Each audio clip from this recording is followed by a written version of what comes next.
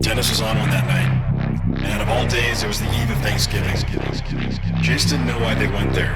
In his gut, he knew this wasn't a good idea. Where Chase came from, the eve of Thanksgiving was a big day. It was where everyone you grew up with got together at the same hometown dive bar. They talked about their apartment, their job, their girlfriend they'd just broken up with, or the one who they were about to marry. These are the same conversations they've been having since they moved away, or since they decided to stay, or since they had no choice but to stay. The same ugly people with the same boring discussions. Only now, it being the eve of Thanksgiving, they got to do it while wearing a sweater. If you played your cards right and wore the right sweater, you could go home with the girl you had a crush on since junior high. Fantasy complete. The only catch was now she was living in a studio apartment, and she made you swear not to tell her boyfriend, who, judging by the photos, was serving overseas in the Marines. Yes, this still counted. And yes, he kept the sweater on. It's everyone's get-out-of-jail-free card for the holidays. Chase had been in the city for about 2 years now. Going home for the holidays, birthdays, and anniversaries was becoming increasingly rare. This seemed to be true for many of his friends, especially his roommate Dennis. No one has ever heard of Dennis going home for the holidays, or even having parents. Come to think of it, no one could clock a date when he moved to the city. Not that anyone minded or was asking. He always seemed to have been there. As far as Chase could remember, he was a staple in their scene. He had a funny way of standing out and fitting in all at once. Some guys were just like that. It was rare to meet someone who didn't like Dennis, or was brave enough to admit it. But his origin was widely unknown and not asked about. Anytime Chase brought up his family, Dennis just listened and nodded. It was one of those things he didn't talk to Chase about, so Chase just left it at that. Personally, Chase didn't mind Thanksgiving. He didn't even mind going to see his dad for family parties or quick weekend visits. It was his new wife he was not a fan of. She made these weird complaints about him every time he visited. She would cause a big fuss if he came home after 10 p.m., stuff like that. Last time Chase was up for his dad's retirement party, she told him he couldn't stay with him because his shirt said fuck on it. His dad would try to back him up, but she would explode at him. Chase stopped visiting as frequently. He figured it would be easier on his dad if he wasn't around. His dad had helped him out a lot since Chase moved away. Loaned him some cash, bought him a dresser for his new room, and even offered to be a character witness when Dennis and Chase got arrested in New York City last summer, and were facing some pretty serious charges. The least Chase could do was not make his home life a mess. He still tried to reach out as much as he could, though. Since his dad retired, Chase called on Sundays, when she was out with her friends, and his dad was home watching football.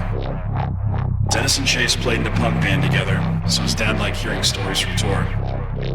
He could listen to Chase talk for hours about a crowd of 15 people in Idaho that they played to.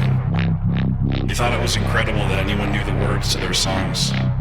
He liked Chase's update on city life, too. He still lived in the same small town north of the city where he grew up. Telling him about an actor Chase saw at Whole Foods, or that Chase got a job right next to Harvard for the summer felt like big news to him.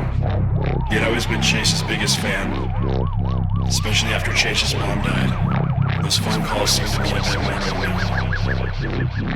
Despite what Chase told his dad, living in the city got hard sometimes. Playing in a band was an incredible hack, though.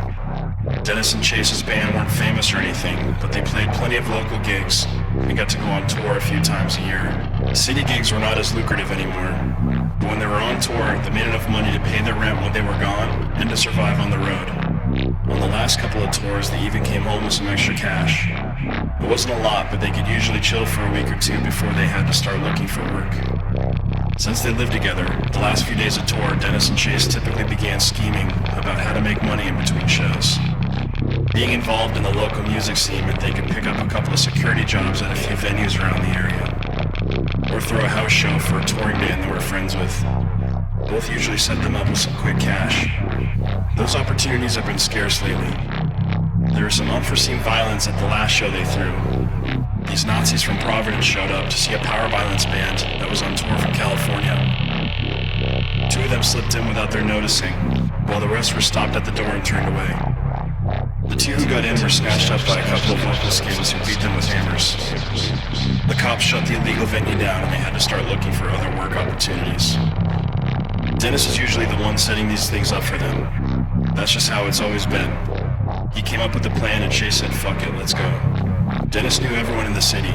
If it wasn't a bouncing job at a bar, work usually involved throwing someone out of somewhere or throwing someone off of somewhere. And honestly, even if it was a bouncing job, someone usually got thrown somewhere. He had a couple of jobs lately where they took Dennis's girlfriend's car on a drive down to Brockton. They had a house address down there of some bikers. They would pick up an army duffel bag and 2 shells of brown paper bags. From there, they drove it up to New Hampshire to some skinheads Chase knew. They got tipped out by the skinheads $200 each trip. It wasn't a bad deal for a 3-hour day of work. This night was different though. Chase didn't really know how to articulate it. Dennis just seemed strange. There was more desperation in his eyes or something. The entire city seemed to have that same feeling that day. There were more people around than usual, and everyone had a weird sense of urgency. People shelved at the grocery store and car horns constantly beeped. Chase didn't know what it was. Maybe seasonal depression kicking in. It just felt different. Alright, so night started like this.